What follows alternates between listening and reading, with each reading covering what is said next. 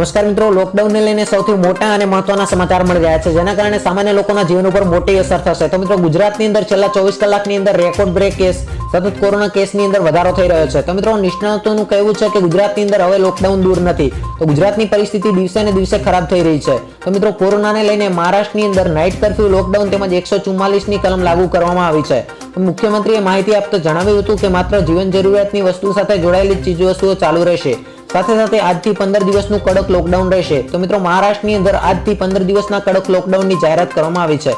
અને મિત્રો, petrol pump વગેરે ચાલુ રહેશે, જ્યારે સ્કૂલો અને મંદિરો તેમજ દુકાનો વગેરે 1 મે સુધી બંધ રાખવાનો આદેશ કરવામાં આવ્યો છે. તો મિત્રો, મહારાષ્ટ્રની અંદર આજથી 1 મે સુધી કડક લોકડાઉન રહેશે, એટલે કે 15 દિવસના કડક લોકડાઉનની જાહેરાત કરવામાં આવી છે. તો મિત્રો, ગુજરાતની પરિસ્થિતિ પણ દિન પ્રતિદિન મહારાષ્ટ્ર જેવી થઈ રહી છે. તો મિત્રો, શું ગુજરાતની અંદર લોકડાઉન લગાવવું જોઈએ તે અંગે તમે મને કોમેન્ટ બોક્સની અંદર કોમેન્ટ કરીને જણાવી શકો છો. તો મિત્રો, આ હતા આજના સૌથી મોટા અને મહત્વના સમાચાર, જે દરેક વ્યક્તિએ જાણવા ખૂબ જ અગત્યના હતા. તો મિત્રો, આજનો આ વિડીયો જો તમને પસંદ આવ્યો હોય તો વિડીયોને લાઈક કરી તમારા મિત્રો સુધી જરૂરથી શેર કરજો. અને મિત્રો, લોકડાઉનની પળે પળની માહિતી મેળવવા માટે આપણી આ ચેનલને સબસ્ક્રાઇબ કરજો. તો મિત્રો, ફરી મળીશું નવા વિડીયોમાં. જય હિન્દ, જય ભારત.